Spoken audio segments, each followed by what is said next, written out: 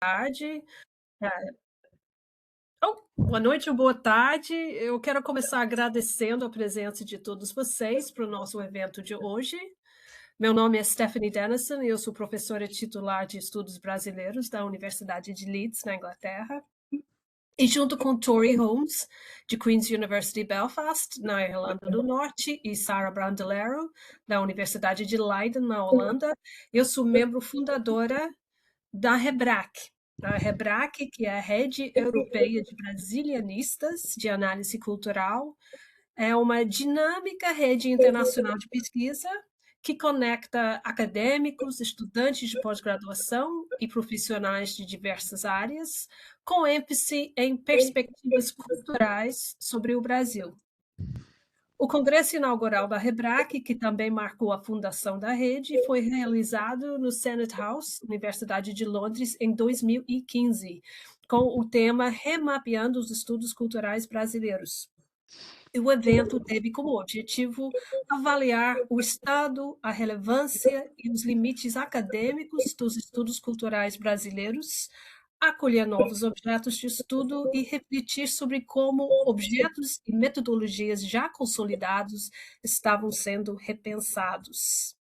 E desde então, a REBRAC organizou outros 5 congressos, Brasil sob o holofote, em Belfast em 2016, Vivendo Legalidades e Ilegalidades em Copenhague em 2018, O País do Futuro, O Futuro do País, que foi em Oxford, mas online, em 2021, os anos 22, Emaranhamentos Culturais Brasileiros, em Leeds, 2022, e a redemocratização da cultura no Brasil, em Leiden, em 2024.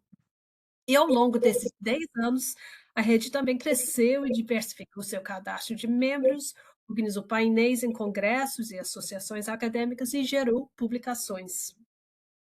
E em janeiro de 2026, hoje, de fato, a REBRAC retorna a Londres e King's Brazil Institute para seu congresso de 10 anos, celebrando o espaço criado para troca de ideias, networking e convivialidade nos estudos culturais brasileiros na Europa e no mundo. O evento também será uma oportunidade para refletir sobre a evolução e o contexto atual dos estudos culturais sobre o Brasil. E o tema do congresso deste ano é Remapeando os Estudos Culturais Brasileiros mais 10. E uma das iniciativas que temos nos empenhado em desenvolver é a inclusão de uma sessão de perguntas e respostas com o artista brasileiro. E, por exemplo, em 2021, recebemos o cineasta Gabriel Mascaro, em 2022, o escultor Flávio Cerqueira, e em 2024, os poetas Sérgio Vaz e Ellen Lima Vasso. E é nesse contexto que temos o prazer enorme de poder dar as boas-vindas ao renomado multiartista Nuno Ramos ao nosso congresso de 2026. Em 2025, eu tive o enorme privilégio de participar como Senior Fellow no programa de pesquisa do MESILA, Maria Sibylla Marian Center Conviviality and Inequality in Latin America. MESILA é um dos 5 centros internacionais de estudos avançados nas humanidades e ciências sociais financiados pelo Ministério Federal Alemão para Pesquisa, Tecnologia e Espaço, em cooperação com instituições e agências de fomento locais. E MESILA, com sua sede em São Paulo, é um consórcio acadêmico composto por 3 instituições alemãs, o Freie Universität Berlin, Universität do Congo e Ibero-Amerikanisches Institut, e mil desculpas pela pronúncia, e 4 instituições latino-americanas, Universidade de São Paulo, Centro Brasileiro de Análise e Planejamento, SEBRAP, Colegio de México e Instituto de Investigações em Humanidades e Ciências Sociais, que é CONICET, Universidade Nacional de La Plata. E o centro visa desenvolver pesquisas de ponta por meio de cooperação interdisciplinar horizontal entre pesquisadores da Alemanha, América Latina, Caribe e outras regiões do mundo, com base em laços de colaboração de longa data entre as instituições do consórcio. E foi através da minha participação com o Messila que tive a oportunidade de conhecer mais a fundo a obra do Nuno, que é um dos parceiros artísticos e intelectuais do Centro.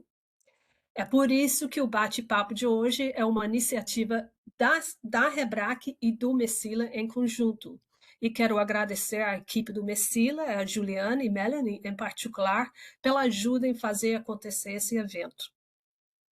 E como muitos de vocês saberão já, a obra do prolífico artista paulistano Nuno Ramos abrange diversos gêneros: literatura, ensaios, poesia, contos, artes visuais, pintura, desenho, instalações, composição musical, teatro e performance. E nesta entrevista exploraremos o lugar de Nuno no cenário cultural brasileiro contemporâneo e suas reflexões sobre o papel da cultura na política e na sociedade brasileira em geral. Antes de passar a palavra para Peter, eu quero lembrar nossos ouvintes que podem fazer comentários e perguntas no chat. E vou agora apresentar para vocês o professor Dr. Peter Schultz, da Universidade de Colono, na Alemanha. Peter é amigo de longa data, não só do Nuno, mas também da Rebrac, tendo participado como keynote no nosso congresso em Leeds, na Inglaterra, em 2022. E ele também é Primary Investigator, o pesquisador principal do Messila. E eu soube hoje que Peter vai ser o próximo pesquisador principal em residência em São Paulo nesse ano. Parabéns! Porém, o mais importante ainda é o fato de o Peter ter colaborado já com o Nuno em um projeto artístico fascinante, o Gift Counter Gift, fruto, se não me engano, de uma residência artística do qual o Nuno participou na Alemanha. Peter, a palavra é sua.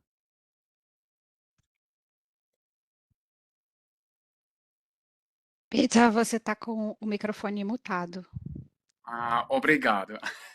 Muitíssimo obrigado, Steph, pelas suas palavras gentis. E é um grande prazer de conversar aqui com o Nuno, cuja obra eu admiro. E o Nuno, ele, eu acho que, se você pode dizer isso, é um pensador do Brasil. Eu acho que ele faz parte de uma tradição de reflexão profunda sobre o Brasil. O Nuno, como você apontou, Steph, ele é também ensaísta, ele é autor, mas ele, nesses textos, ele reflete sobre o Brasil, mas também na obra de arte visual. Eu queria falar hoje com Nuno sobre a obra de arte visual e também as instalações, e queria falar com o Nuno sobre formas de pensar o Brasil, e são formas de pensar que muitas vezes se manifestam na própria forma. É um pensamento que não sempre é discursivo, evidentemente, e que, de mesma forma, ele reflete sobre a contemporaneidade do Brasil, sobre elementos da história do Brasil em formas muito variadas. E para começar essa conversa, eu vou compartilhar aqui a tela com algumas obras. A obra do Nuno é realmente vasta. Vamos ver algumas poucas obras aqui, e só para lembrar que o Nuno começou a carreira de artista muito cedo, com 20 e poucos anos, e essa é uma obra, né, da fase dos anos 80, né, do começo do Nuno.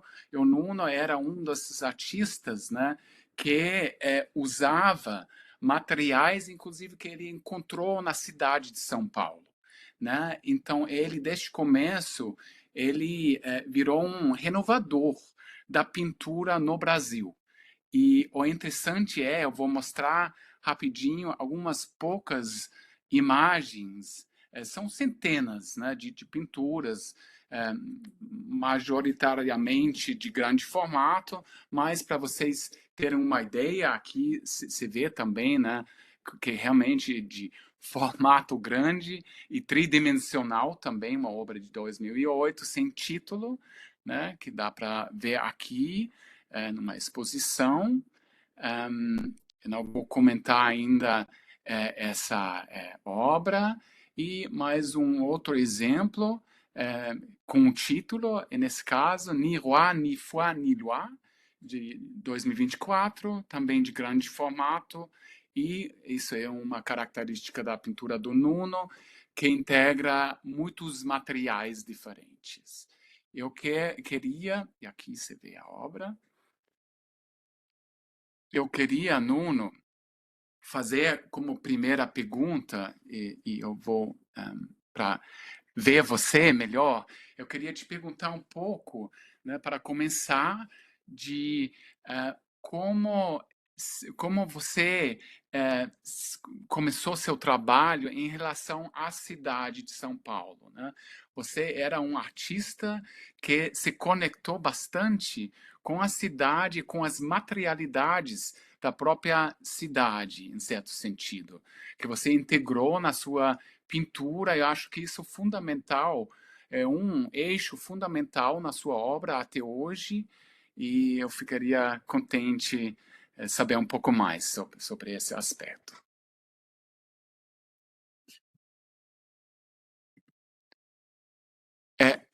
Nuno, ainda não se escuta, você está sem som. Foi? Agora foi? Ah, bom. Bem, obrigado, Pita. Obrigado, Steph, ao Rebrap, Rebrac e ao Messila, com quem eu já fiz coisas juntos, e é um prazer estar aqui conversando com vocês. Olha, São Paulo, eu de fato eu fiz minha vida aqui, morei quase minha vida inteira e moro aqui. E São Paulo é uma cidade muito peculiar, muito uma dessas megalópolis onde com uma oferta cultural gigantesca e onde tudo acontece ao mesmo tempo, com problemas de mobilidade gigantescos, mas com muito estímulo cultural. Eu tenho, de fato, algum apreço pelas regiões mais perdidas, mais estragadas, vamos falar assim, da cidade, né?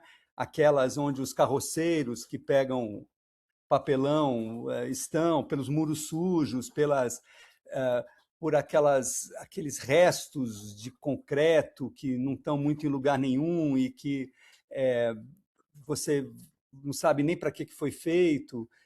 Me deixa impressionar muito pela canalização das águas. Então, nesse sentido, eu sou um habitante dessa caverna, digamos.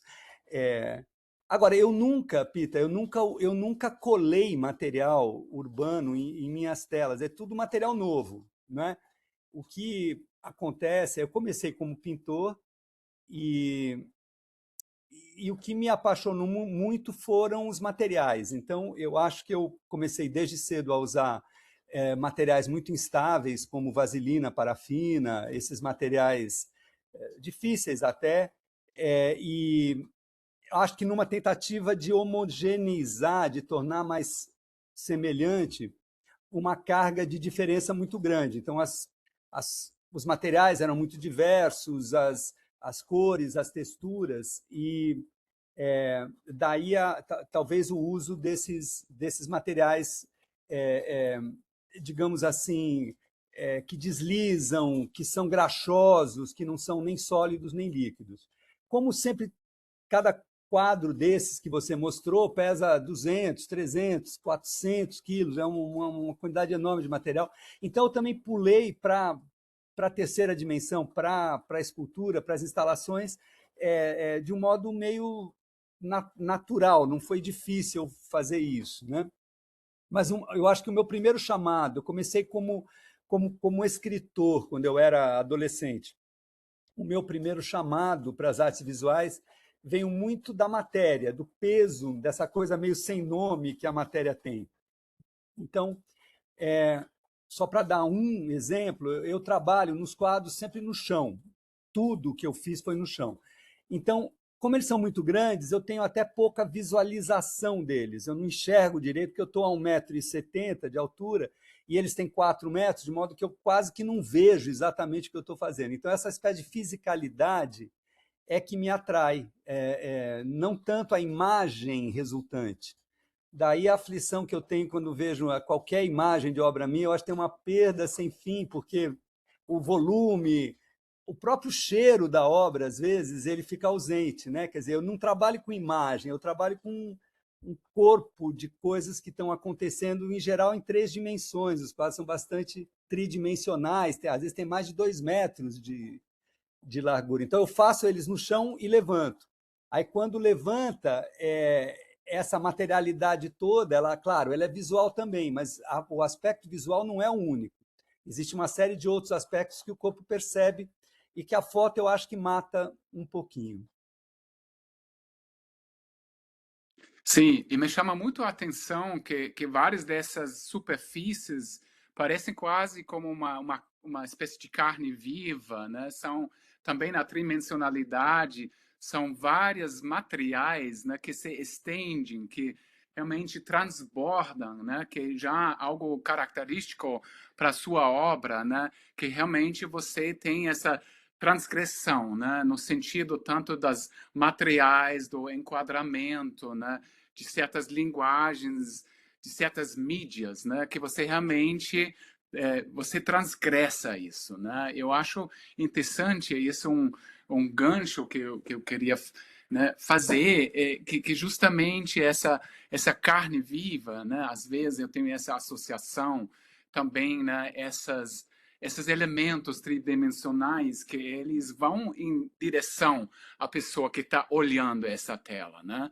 Então, essa materialidade cria uma conexão com o espectador e ele, embora que não tenha, né, nada assim, figurativo, eu acho que tem certas intensidades também afetivas, né, que os espectadores consigam, né, de se relacionar e vão sentir também, né, de algo de um certo mal-estar. Pelo menos é essa a minha leitura, né? Embora que as cores sejam muito vivas às vezes, né? Mas é um pouco isso que eu percebo. Eu queria agora mostrar uma outra obra que também trabalha bastante as materialidades, mas é uma obra que também se conecta, né, faz referência a uma tragédia, né, na história brasileira, né, que foi a invasão da polícia militar no Carandiru, né, onde 111 pessoas não armadas foram assassinadas. E você, né, isso aconteceu em outubro. E você, no mesmo ano, você produz uma obra, uma instalação muito complexa, que agora queria mostrar algumas dessas imagens que vocês vão ver aqui. E talvez, Nuno, o que você acha? Talvez comentar um pouco sobre os elementos das imagens enquanto eu vou passar as Tá, imagens? tá. Isso daí, na verdade, a gente está começando um pouco pelo fim, né? Isso daí é uma sequência de fotos do instante, são fotos de satélite do instante exato onde houve a invasão do presídio pela polícia militar. Uhum. Então, essas fotos de nuvens, né, é como a outra sala que a gente vai ver em seguida é uma sala bem chão, bem. Desculpem interromper um pouco. Esse barulho está incomodando vocês? É que está caindo uma tempestade aqui. Vocês estão ouvindo esse barulho ou Não vocês dá estão? para ouvir. Não, Ah, não tá estou bom. ouvindo, não. Então, essa essa essa segunda sala é uma sala mais de sublimação, onde Uhum. havia essas fotos dessas nuvens, né, tomadas no instante onde a invasão ocorreu, e essas bolhas de vidro que recebiam fumaça periodicamente, que tinham algo de um corpo tentando respirar e, ao mesmo tempo, não deixavam de ser uma espécie de figuração dessas nuvens. Sim. Então, passa adiante, por favor. Isso ainda na mesma sala, são 4 imagens. Isso era um texto que separava as 2 salas. E aqui são eu estou com dificuldade de falar porque estou sentindo falta da foto mais geral. Aqui são pequenas caixinhas com cinzas bíblicas e com textos meus impressos no vidro, como vocês podem ver ali à direita, né? Roda. Então, esse é o elemento básico, né? Eu peguei 111 paralelepípedos de rua, essas pedras de paralelepípedo, e aí essa barrinha é o nome de um dos 111 mortos impresso. Esse elemento dobrado é uma notícia de jornal mineralizada numa resina chamada breu, que deixa a coisa dura, assim, que ela para assim quando seca, né? Então eu enfiava assim no breu e parava assim. E essa cinza é a cinza de um salmo bíblico queimado em homenagem ao morto. Havia 111 elementos desses. Vai. Obrigado, Nuno. Aqui tem a visão geral. Aqui é uma foto mais geral, né? Então você vê os 111 elementos. Na parede, escrito com vaselina, um texto meu que eu fiz, poético, assim, não é nada muito direto. Não sei se vocês veem uma cruz bem fininha no meio, é uma cruz com o nome deles nessa barrinha tipográfica. São 111, 55 de um lado, 56 do outro, 111 nomes. E essas caixinhas têm textos meus impressos no vidro, com ácido, cavados no vidro, e dentro salmos bíblicos queimados. Dá uma passada.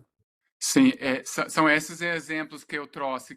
São essas, tá. Sim. Havia algumas imagens meio mumiformes, com cinzas queimadas, com folha de ouro, tá? Havia outros elementos. Mas é um trabalho que foi importante para mim, Pita, porque foi uma coisa muito chocante, né, de ver, e principalmente a exposição das imagens nas bancas de jornal, né, que eu ia caminhando para o meu ateliê e ia vendo aquela também já uma coisa muito violenta com o pobre, com o deserdado, né, a própria forma como o corpo, como a morte é mostrada. Nós tivemos agora, há poucos meses, 2 meses no Rio de Janeiro, um episódio idêntico, onde, de novo, os corpos foram desfilados, né, em praça pública, no caso ali, na cadeia. E então eu imediatamente eu comecei a trabalhar com isso. Esse trabalho saiu muito fácil, muito rápido, e alguns meses depois eu mostrei.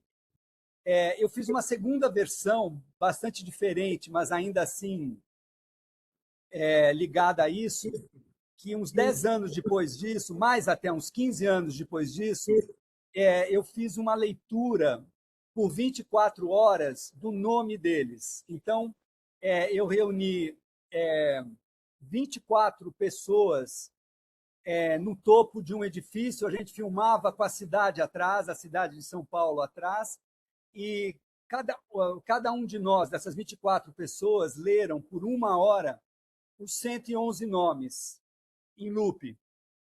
Eu fiz isso 1 hora, é uma experiência um pouco chocante. No começo, você não sente tanto, depois aquilo vai ficando quase, de fato, insuportável e muito violento, né? Então, por 24 horas, nós ficamos no ar e houve uma audição bastante significativa, lendo o nome deles infinitamente. Porque, na verdade, a polícia militar que invadiu a prisão jamais foi condenada. Ninguém nunca foi condenado por nada, porque eles alegam que não há responsabilidade individual, então, com isso, eles se estruturam para não haver culpados. Então, essas 111 mortes não foram justiçadas, digamos assim, até agora. Eu acho muito significativo, né, que você realmente criou um diálogo com as notícias, né, midiáticas que eram muito sensacionalistas, né? Era muito explícito também a mostra de corpos mutilados, né? E sua abordagem, e ao mesmo tempo tudo isso foi mostrado e pouco tempo depois realmente nada de uma cultura da memória, né? Eu acho que até hoje tem muito pouco lá onde teve, né, o presídio, né, foi explodido depois. Eu acho muito significativo que você trabalha nessa chave, né, de uma estética da memória mesmo, né? Que você não trabalha nessa chave de sensacionalismo, né, dos corpos, mas são realmente através dessas diferentes materialidades, das sensações, né, que nós como espectadores e espectadoras vamos, né, ter nessa instalação, né, e conectando também elementos muito diversos que complexificam, né, justamente esse acontecimento e ao mesmo tempo isso também me parece característico para a sua obra que você retoma temáticas, né? Essa leitura que você fez, lembrando os nomes, né, os indivíduos, né? Que isso é algo que se esqueça tão rápido e esses acontecimentos de violência, né, estrutural, né, isso se repete também, como você bem mencionou agora no Rio de Janeiro, pouco tempo atrás. Eu acho, né, essa abordagem na sua obra que não é assim tão explícito, trabalha realmente, né, com as relacionamentos, né, das diferentes dimensões dessa tragédia, né, que foi uma tragédia, inclusive, que se repete, né? Então, eu acho isso algo bem característico, né? Que essas materialidades, essas percepções, né, diferentes que permitem uma outra perspectiva a esse É. acontecimento. O Brasil, Pita, eu acho que, digamos, o segredo histórico do Brasil é a violência, né? É um país essencialmente violento que produziu uma contrapartida simbólica, cultural, de grande cordialidade, de grande aceitação do outro, né? Inclusive sexual e tal. Então, acho que o Brasil viveu muito tempo numa espécie criando uma espécie de contraparte cultural que tem um lado utópico, defensável, bonito, e tem um lado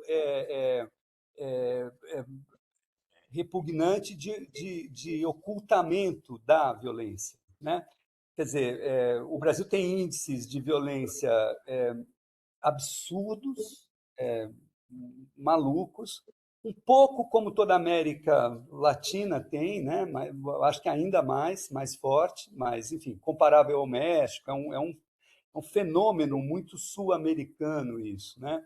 E os índices também de violência policial que mostram um pouco o jeito como o Estado vê a sociedade e partes dela que podem ser eliminadas sem nenhuma dificuldade, sem nenhum freio, né?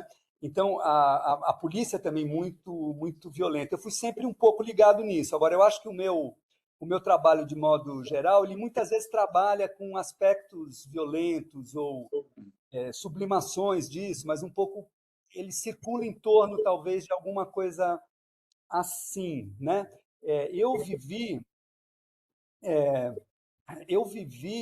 eu tenho 65 anos, né?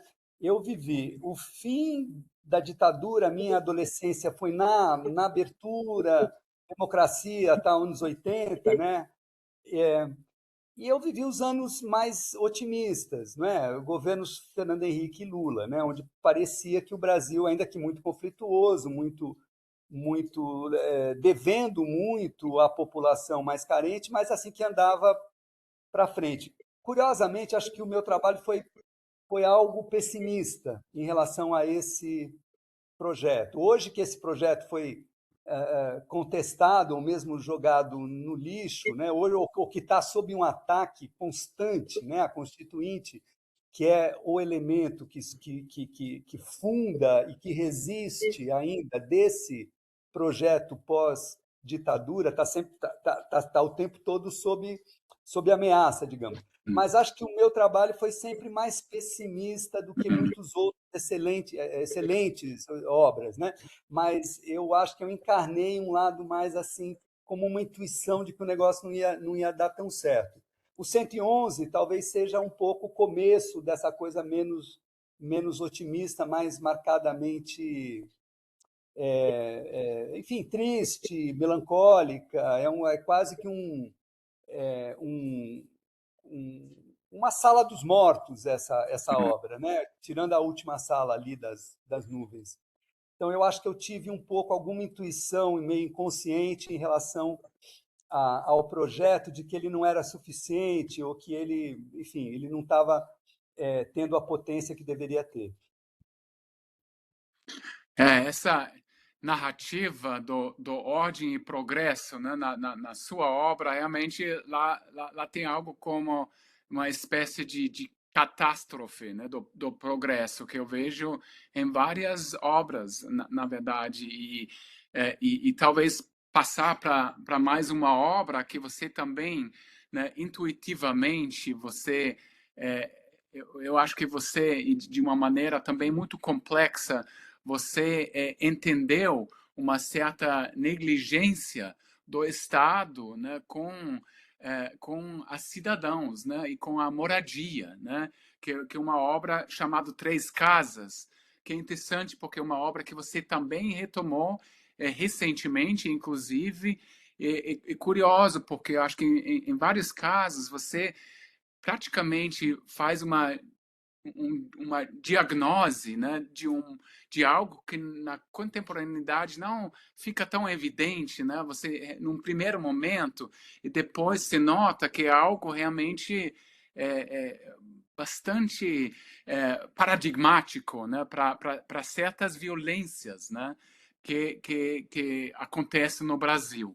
E eu vou agora mostrar algumas imagens dessa instalação, né, que você mostrou em dois momentos, né, que Três Casas, e na primeira vez foi em 2012, né, e talvez, Nuno, se você quiser comentar um pouco as imagens, talvez. Então, essa é a primeira montagem, eu fiz em Belo Horizonte. Está aí é o seguinte, são 3 casas aqui, vocês estão vendo 2, né? Que é assim, eu afundei na galeria. Aí é uma galeria, então a gente cortou o chão com o desenho desse recorte que vocês estão vendo um pouco no chão. Tem uma branca e uma marrom, né? Tem uma preta ali atrás que nós vamos ver. Esse recorte que vocês estão vendo é um corte, é a fachada da casa que eu deitei no chão e cortei a fachada, em escala real. Era o tamanho da fachada mesmo. Sobre essas 3 fachadas que eu enchi de uma lama que eu produzi, que era um resultado dos elementos da casa, quer dizer, a lama era feita do mesmo material que a casa é feita, que a minha casa, que esta casa que vocês estão vendo é feita. As 3 casas foram 3 casas da minha vida. Então, essa que vocês estão vendo, esse telhado, é a casa onde eu nasci, no Butantã, aqui em São Paulo. A Casa Branca, ali atrás, é a casa onde eu tive o meu ateliê, alguns anos, o meu primeiro ateliê, que na casa da minha avó, quando eu comecei, uma casa muito forte para mim. E a terceira casa, que vocês vão ver depois, que está aqui, ixi, Eita, são essas imagens que eu montei aqui. It's. Essa preta aqui, ó, é que não está dando para ver direito. Mas, enfim, então eram as 3 casas. Eu fiz num momento até pessoal, não sei se isso tem importância, mas onde minha mãe morreu, então eu acho que eu concebi isso um pouco como a minha cabeça estava. Eu remontei isso agora na cidade de Porto Alegre, onde, talvez vocês saibam, houve uma enchente terrível o ano passado. Ó, aqui dá para ver melhor. Isso agora é em Porto Alegre. Então, aquela casa preta é a casa onde eu criei meus filhos, uma casa onde eu vivi 20 anos, aquele ali, por sinal, era o meu quarto ali dentro. Aqui à direita está essa casa da minha infância, à esquerda a casa. Esses desenhos que vocês veem é essa fachada, né? Esse corte arquitetônico na fachada que a gente deitou no chão. E aí as casas, por exemplo, essas casas à esquerda, as telhas são de minério e de sal, essa poça é feita com materiais assemelhados, ali igualmente areia queimada, e a gente vai. Então elas vão meio afundando e, e um pouco derretendo, digamos. A impressão é um pouco até de que elas derretem. É, então, na primeira montagem, parecia uma coisa mais assim psicológica, e nessa segunda, a associação com a enchente, que inundou Porto Alegre inteira. O museu, esse lugar onde que vocês estão vendo, a água chegou a 1,82 m de altura, aí dentro. Então, a gente quase que fez uma reenchente, digamos assim. E foi bonito ver como a obra, que nasceu de uma questão mais, talvez, interior minha, ela teve um uso, aplicação, um embate político, público, vamos dizer assim, com a questão da enchente e sobreviveu bem. Tal. Foram dois usos, duas montagens muito diferentes, por serem dois contextos tão diferentes. Mas ainda aqui eu vejo essa coisa que é muito do que eu faço, que é a coisa com os materiais, muito forte, enfim, muito peso, muito cheiro, a atividade dos materiais é muito intensa. Obrigado. Muito obrigado, Nuno. E é isso, né? Eu acho que essas múltiplas dimensões da sua obra, né? Tanto das percepções, mas também das conexões, né? Tanto nesse caso biográfico, psicológico, mas também social, né? E psicossocial, né? E tudo virou todo um diagnóstico, né? Uma reflexão crítica de um desastre, certamente, mas também de uma tragédia anunciada, né? Como sabemos, né? E de novo, uma negligência do Estado, né? E a temática da moradia, né? É muito conectado, evidentemente, com essa desigualdade social, né, gritante no Brasil, a negligência do Estado, né, com grande parte da população também. E eu acho muito importante também essa obra. E também é característico que você deixa essa obra como uma ressonância de si mesmo, não tem explicações, né? Isso também é fundamental. E essa experiência também realmente através de todos os sensos, né? E isso também é algo fundamental. E também a própria ideia da representação, né? Eu acho isso significativo também, né? De que maneira essas materialidades, né? Essas mídias viram, né? Algo, vamos dizer, que representa ou não, né? Eu acho que isso é algo que você sempre reflete, né? Você sempre não tem um mimetismo, né? Você nunca faz isso, nunca tem uma abordagem mimética de uma espécie de um realismo, naturalismo crude, vamos dizer, né? Nunca. Eu queria mostrar em relação a isso e também com com algo que eu acho também fundamental, que são certas atmosferas, né? Certas assim certas considerações afetivas também, né? Que você também faz uma reflexão crítica disso, e eu queria mostrar mais uma obra que trabalha sobre a ideia da representação eh, e, eh, e essa obra é Solidão Palavra, né? que vocês vão ver aqui, essa instalação, né, também de grande formato, e mais uma imagem aqui, e talvez, Nuno, você possa comentar um pouco, né, essa abordagem, né, essa reflexão sobre, vamos dizer, a realidade ou um certo sentimento, um estado, né, psíquico, psicossocial, por um lado, e as representações, e como você complexifica, né, essa relação. Uhum.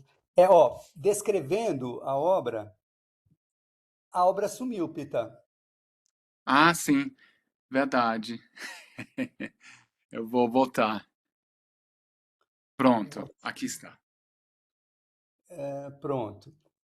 Então, isso daí, solidão, palavra, é um verso do Paulinho da Viola, de uma canção linda dele, que fala solidão, palavra cavada no coração. Chama. É um samba dele, né? Uhum, O Brasil sim. tem um samba triste que fica um pouco assim de lado, eu acho, na cabeça das pessoas, que o samba é muito associado ao carnaval e a uma sociabilidade muito alegre, mas que tem no Nelson Cavaquinho, talvez seu momento mais alto, mas o Batatinha lá na Bahia, o Cartola, e o Paulinho é um certo herdeiro desse samba, né? Então eu imaginei que era interessante fazer um outdoor com uma mensagem dessas, e esse outdoor ele é feito de areia queimada, socada. Isso não é cimento, isso é só pressão. A gente faz um molde externo e soca, soca, soca, e aí vão formando uma espécie de camadas assim geológicas. Alguém pergunta aqui se é dança da solidão. É exatamente isso, é dança da solidão. A própria Marisa Monte canta, né? Hum, E, então, nessa imagem que vocês estão vendo, as letras estão para dentro, na outra elas estão para fora, é como uma coisa assim, meio egípcia, uma coisa fosse fechar na outra, né? E usando essa forma de outdoor, que eu acho tão atraente, esse negócio de fazer uma estrutura desse tamanho para botar um textozinho, umas palavras, eu acho sempre uns poemas, me dá a impressão de um poema bonito. Então, era cobrir uma estrutura dessa, isso daí deve pesar de areia, umas 20 toneladas de areia tem aí. É areia pra caramba, era muita gente socando, tal. Esse é um material que eu usei bastante. Ele dá uma coisa um pouco, talvez não seja exagero dizer que tem algo geológico assim, né? Como hum, se fosse mesmo um depósito de milhões de anos, né? Então o tempo da obra fica muito esquisito, porque você sente muito essa coisa da compressão do material. Não sei se tem um detalhe aí, ou se dá para abrir essa imagem, não, com o dedo não dá. Mas vocês veriam os layers assim uhum. de areia, né, que vão formando as linhas conforme a gente foi socando. Então seria isso, é um samba, né, que é a coisa mais fugaz, o som, né, que está encarnado, materializado ali, preso nessas duas metades que querem se fechar, digamos assim, que se abriram, mas como que tem o, o destino de se fecharem, de nem dar para ler mais uma vez que elas se encaixarem, né, uma dentro da outra. De novo, acho que tem uma característica pesada, algo pessimista, assim, né, como muita coisa que eu faço. Mas espero que seja atraente de ver, apesar disso, né? Quer dizer, eu não tenho pacto com uma coisa repugnante, não é isso que eu quero, é mais entender que o arrasto, eu acho, da vida perdida, o arrasto do esquecimento de muita gente, o arrasto da tragédia social do país é tão grande que eu acho que a gente precisa de poder trazer muita coisa junto, sabe? E a matéria, para mim, tem um pouco essa característica, essa coisa meio sem nome, né? Essa coisa austera que ela dá, pá, aquele negócio, né? Então, eu sinto que eu tenho alguma empatia um pouco com esse mundo de tantas vidas espatifadas que eu sinto cotidianamente, e ainda com todo o enriquecimento que o país teve e tal, ainda sinto muito, né, essa coisa de jogar fora o que já foi conquistado, o que eu tenho um sentimento, sempre tive, assim, do Brasil ser um país trágico, né? E com grande efervescência, grande potência, tal, mas trágico, incapaz, no fundo, de dar conta de sermos minimamente razoáveis. E acho que o bolsonarismo explicitou isso de uma forma quase didática, né? Quer dizer, depois do bolsonarismo, não há mais qualquer ilusão de que o país possa se conciliar facilmente. Quer dizer, existe realmente uma, uma violência que foi eleita, literalmente eleita no sentido legal, legislativo, mas eleita também no sentido de escolha, né? Houve uma escolha, aliás, bastante popular por isso, né? O que, para mim, foi um negócio assim, enlouquecedor e ainda é, mas de certa forma é como se eu já soubesse, quer dizer, que o Brasil condismo a sua violência contra o pobre, a sua violência contra a mulher, contra o gay, enfim, a sua potência de violência, isso foi o segredo, digamos assim, e que parece que espatifou na minha geração aí, agora ninguém sabe muito bem para onde ir. Gostei muito, né, que você usou esse término da arqueologia, né, e realmente essas camadas, né, que você trabalha em muitas esculturas suas com diferentes camadas que têm associações, né, também com camadas da memória, é algo que um traço, né, um traço quase não mais visível, né, ou que está sendo apagado, por exemplo, que está, né, não na superfície para poder perceber, né? Você trabalha isso, eu acho, bastante na própria materialidade, com frequência, né? Em formas muito surpreendentes, né? De grande formato, muitas vezes, mas ao mesmo tempo não um monumentalismo, né? É algo ao mesmo tempo como essa escultura, essa instalação, né? Tem algo muito minimalista ao mesmo tempo, né? E, ao mesmo tempo, também, né, em muitos casos, você dialoga, né, com outras produções culturais.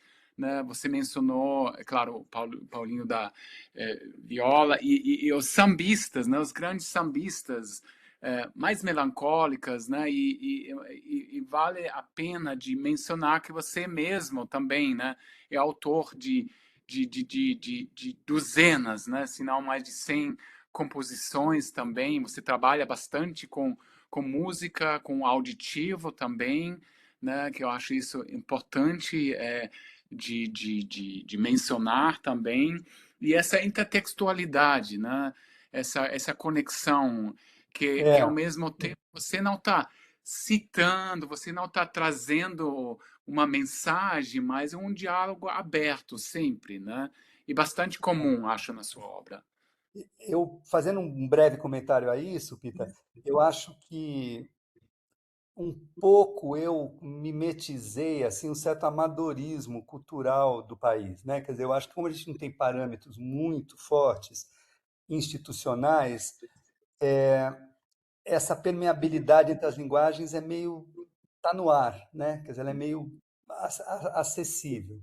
Eu acho que uma parte enorme dos nossos melhores artistas, daqueles que eu mais admiro, ao menos, fizeram precisamente o contrário, né? Tentaram silenciar um pouco essa balbúrdia do país e se concentraram em uma linguagem e fizeram obras incríveis. Mas, para mim, eu acho que eu sempre estou um pouco, até contra a minha vontade, muitas vezes batendo, indo para outra linguagem, com o sentimento de que o fato de eu não conhecer os parâmetros linguísticos e técnicos muito bem, isso mesmo é que vai permitir que eu faça um trabalho legal, diferente e tal. Então, acho que a vida inteira eu tive isso mesmo, de ir batendo numa coisa e tentando penetrar, né, os outros gêneros e pedindo desculpas pelas deficiências, que é uma coisa que eu faço sempre, tenho vergonha e tenho medo de estar fazendo um absurdo, não conhecer referências, enfim, mesmo com música, demais isso, né? Eu não sou músico, mas aí eu fui, enfim. Mas eu acho que isso não deixa de ser uma característica interessante nossa, eu acho, essa possível permeabilidade. Eu acho que se isso, em termos de luta de classes, digamos, é, é o contrário, né? Quer dizer, existe uma violência muito grande contra o pobre, o cara ficar preso ali. Eu acho que, em termos culturais, eu acho que essa permeabilidade existe. Então, de certa forma, eu acho que eu mimetizei isso. A Steph está pedindo para a gente ver o vídeo, Sim, talvez. sim, eu vi isso. Então, talvez, né, essa melancolia que, por exemplo, está presente em Solidão Palavra, né, eu acho que ela, em outros trabalhos, realmente vira essa catástrofe mesmo do progresso no Brasil. Eu acho que essa obra que agora vamos, né, assistir, que Globo da Morte de Tudo, né, sintetiza em certa forma isso e tem uma abordagem mais assim lúdico e também irônico, né? Nesse vídeo e por favor, Juliana, né? Eu acho que você vai mostrar o vídeo, por favor.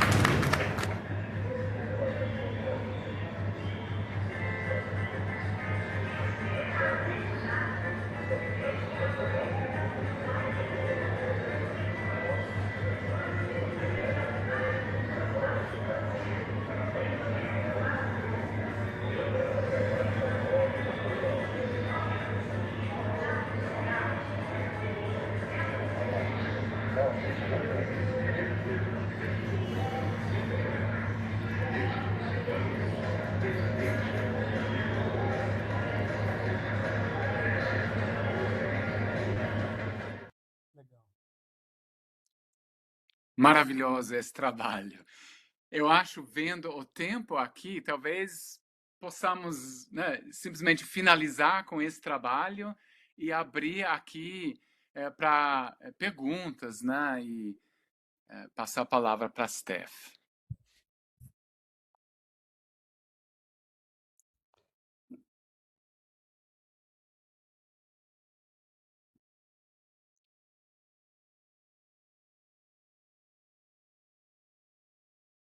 Não estou te ouvindo ainda, não.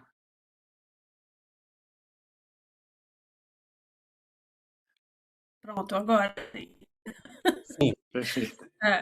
Eu realmente não sei se todos que estão assistindo conseguem entrar no chat, então eu vou aproveitar, já que eu estou aqui, eu vou fazer uma pergunta. Realmente, várias pessoas comentando, tanto no WhatsApp para mim, quanto no chat aqui, que esse vídeo é maravilhoso. Meu Deus, eu não tinha visto, Nuno, realmente é incrível. Na verdade, eu queria perguntar o que você tem contra a Carmen Miranda, mas isso fica para outra ocasião. Eu amo a É, Carmen Miranda. Zero contra a Carmen. Ó, posso, Steph, será que eu sim, posso pode, só... pode. Porque Pode, antes sim. de responder, eu só queria descrever muito brevemente a obra, que são assim, Sim, pode, à é uma vontade. espécie, eu chamo o Globo da Morte de Tudo, e é uma espécie de antropologia cômica. Então, há 4 paredes distantes, né? Onde a gente fez 4 coleções. Uma ligada a objetos de luxo, que a gente chama de porcelana. Vinho caro, perfume, leques, objetos de maquiagem e tal. Há um que a gente chama de cerâmica, que são objetos arcaicos, tecnologias arcaicas. Cada um deles tem um líquido que conduz. Então, no caso da porcelana, é um perfume com talco. No caso da cerâmica, que é essa tecnologia antiga, é lama.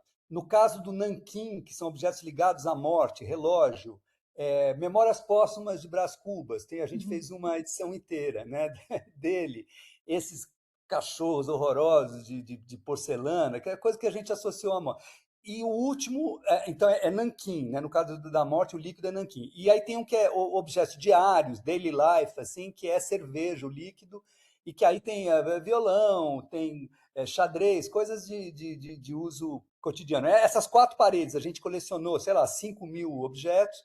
A exposição ficava um mês com esses objetos expostos, normal, as pessoas entravam, ficavam olhando e tal, com aqueles 2 globos, e aí tinha um dia que os caras vinham, os 2 motoqueiros, e blá, blá, blá, blá, caía até a gente apitar, vocês ouviram um apito que era eu, me arrependo até hoje de ter parado, acho que eu fui covarde, eu tinha que ter deixado esse negócio ir até o fim, cair tudo, mas eu achei que os caras iam morrer, sei lá, num barulhão, parei, e, e aí ficava mais uns 15 dias com as coisas no chão, é isso, desculpe, pode Não, começar. não, mas é ótimo, né? E uma pessoa realmente comentando, e concordo muito com isso, né? A maneira que você consegue sintetizar suas reflexões sobre a obra, que não é qualquer um que consiga fazer isso.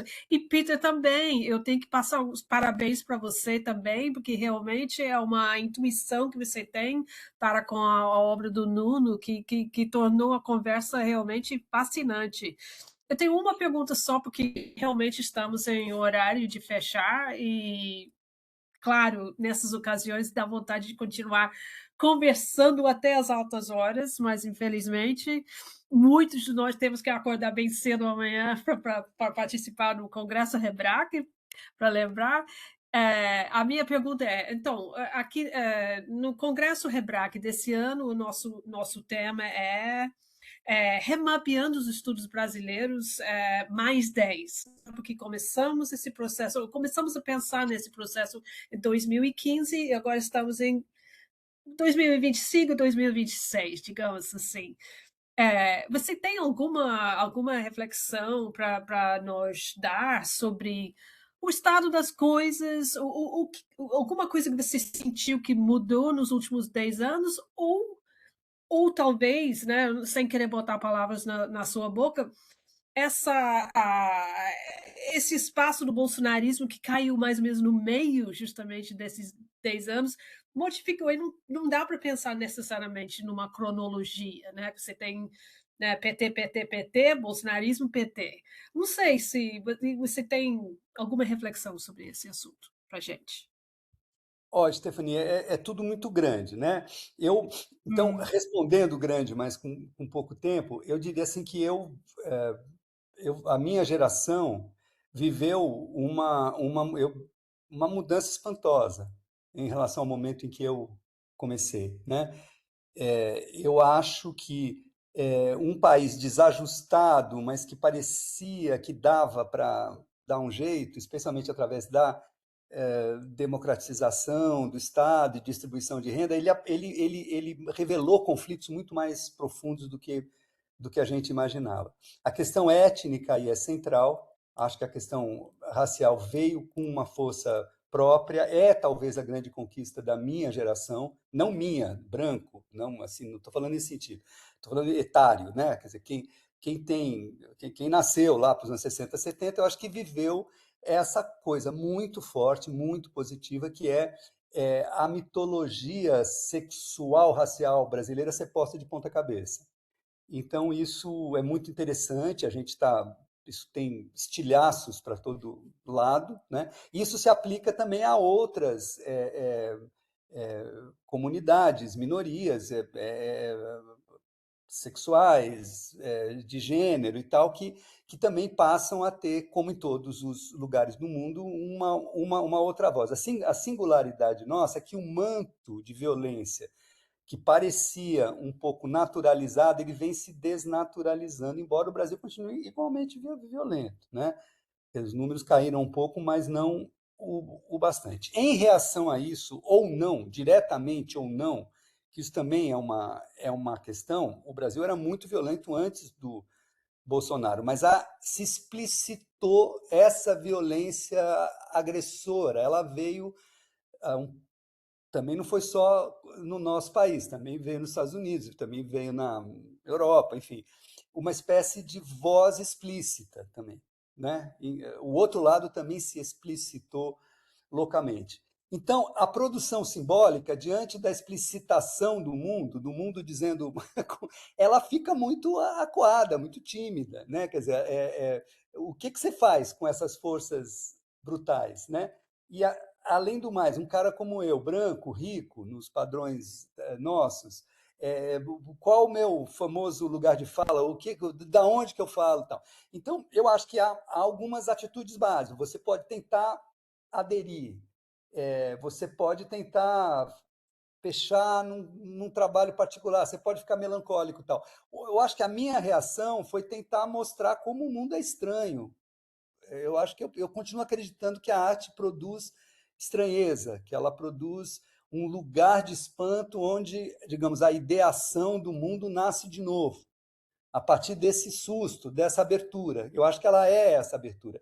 Então, eu acho que o meu trabalho ele não veicula explicitamente conteúdos como esses que apareceram nos últimos anos. Embora eu goste de obras que veiculam, acho que tem coisas excelentes, e intelectuais trabalham com isso e tal, mas eu acho que o meu propósito continua sendo um pouco da arte moderna, que é de criar espanto, com toda a dificuldade que haja nisso, né? Então, não sei se eu respondi um pouco o Não, que você você... responde maravilhosamente para variar. Realmente, deu o que pensar e a gente vai continuar ao longo do Congresso Hebraico a pensar, né, pensar justamente nessas questões. Peter, eu não sei se você tem alguma última palavra para fechar Eu acho que o Nuno fechou maravilhosamente. sim. Com essa resposta, reflexão profunda, né, que mostra que ele, além de artista, ele é um grande intelectual, né, um escritor, um ensaísta, que também mostra isso no pensamento vivo, né, pensando no momento, a reflexão, né, e isso realmente traz muitos impulsos para a gente. Muito obrigado da minha parte também. Não, realmente, e eu acho super importante reconhecer que o Nuno está aqui dando seu tempo, né, super generosamente também, que tem uma paciência que nós, brasilianistas, né, aqui na Europa, e que tem uma curiosidade para saber mais do seu trabalho, mas nem todo mundo é generoso com a gente. Você foi muito generoso mesmo. E Imagina, eu vocês. queria Obrigado. Nada, eu queria terminar só agradecendo de novo o Nuno, Peter e Juliane e Melanie, né, pelo apoio em organizar. E gravamos e vamos editar um pouco, né, conversar com o Nuno e ver se a gente consegue, né, achar um depósito interessante para essa conversa super importante. E Legal. obrigada a todos por terem vindo, né, a assistir essa conversa. Obrigado, Stephanie. Muito obrigado. A Iris. Nada. Rita, obrigado de novo. Uma delícia te ver. Obrigado eu. A gente se vê quando você chegar aqui. Um beijo no Vamos. filhote. Obrigado a todos, viu? Foi um prazer verdadeiro. Obrigada, Abração. gente. Tchau, gente. Tchau, tchau, tchau. Obrigado, viu?